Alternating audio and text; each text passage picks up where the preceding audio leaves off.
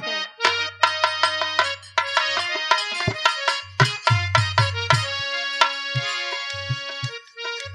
ये गीत बड़ी पुरान बा, पिक्चर के नाम तिरंगा।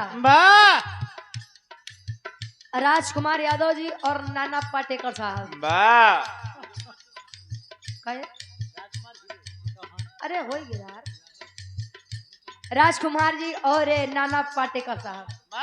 ए गुरु जी, बड़ी गीत वायरल बा और आज के शादी भी ऐसे नहीं बा जहाँ ही बजे नहीं गाँव में लोग कैसे पीले पीले ओ मोरे राजा, पीले पीले ओ मोरे जानी, पीले पीले ओ मोरे राजा, पीले पीले ओ मोरे जानी, पीले पीले ओ मोरे राजा, पीले पीले।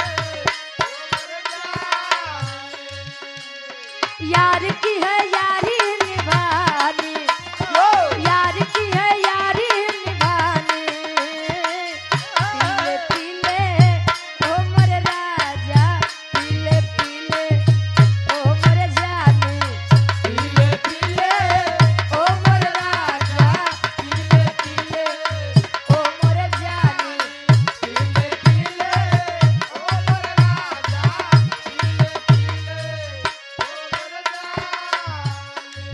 एमा बड़ी खासियत होते गुरुजी, बतावे।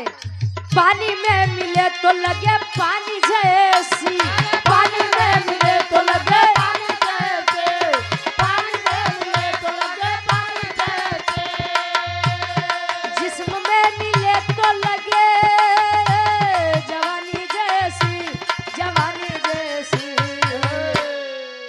चाल तेरी है क्या मस्तानी, चाल तेरी है क्या मस्तानी, पीले पीले ओ मोरे जानी, चाल तेरी है क्या मस्तानी, पीले पीले ओ मोरे जानी, चाल तेरी है क्या मस्तानी,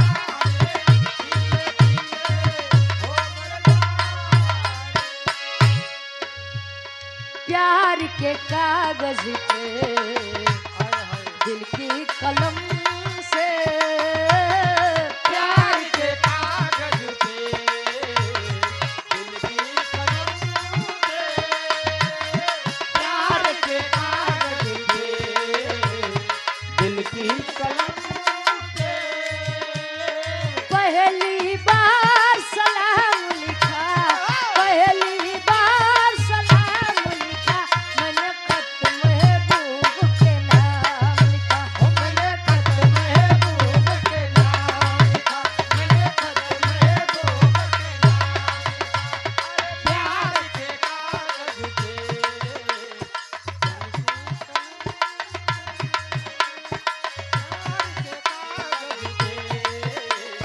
दिल की कलम से, पहली बार सलाम लिखा, पहली बार सलाम लिखा, मैंने खत महबूब के नाम लिखा, मैंने खत महबूब के नाम लिखा।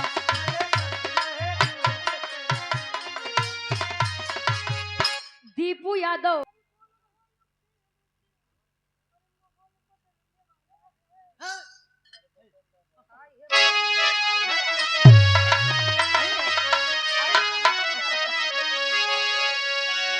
क्या बात है, इस देश प्रदेश के आवाज बा।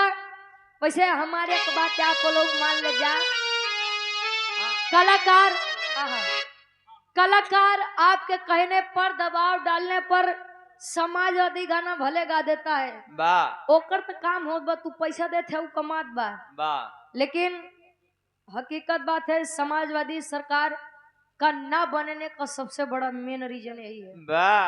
और मंच पर ये गीतें गाने के लिए अब मनाही भी होगी, ये आदेश है मुख्यमंत्री जी का। शिव स्वरूप यादव जी इसी ग्राम से आशीर्वाद के चारी 200 रुपया आशीर्वाद के चारी कहे, जो होगा वो होगा। जे अच्छा एक बात बा, हम आप कितना भी प्रचार कर ले और वोट कितना भी मिल जाए, लेकिन वोट चोरी हो जाए तो क्या कैले बा, बता लीजिए क्या कर लेंगे आप। पूरी हम जहाँ जाई थे कुल देश दुनिया करिए उतरे बार कि यार अच्छा एक बात बा गुरुजी, पांडव जी ने 5 गांव मांगा था कौरवों से कि मुझे 5 गांव दे दीजिए, मैं उसी में खुश रह लूंगा। 5 गांव नहीं दिए तो पूरा महाभारत मच गया बा। अहिया लोग 5 किलो राशन पे दिखाते हैं, सरकार पे सरकार बनवत जाते हैं। बारे जमाना लल्लू जेलर अहिरी की स्पॉन्सर में से 100 रुपया आशीर्वाद के चाह रही कब ज्वेलर्स तुम्हारे भैया लल्लू ज्वेलर्स वो हम कहे जेलर 100 रुपया आशीर्वाद के चारे गोर छुके पहली बार आशीर्वाद के चारे है।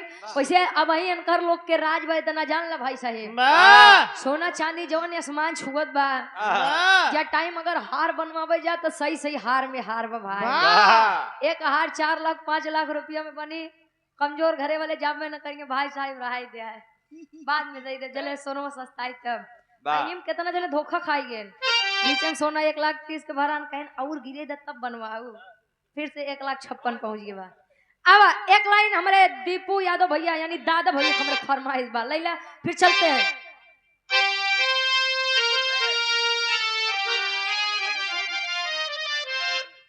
दे यार गावे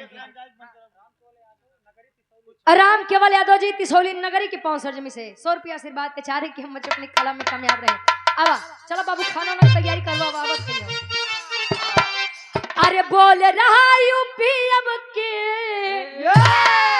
अरे माहौल बदलने वाला है, अरे माहौल बदलने वाला है, बटन दबा दो साइकिल की सुल्तान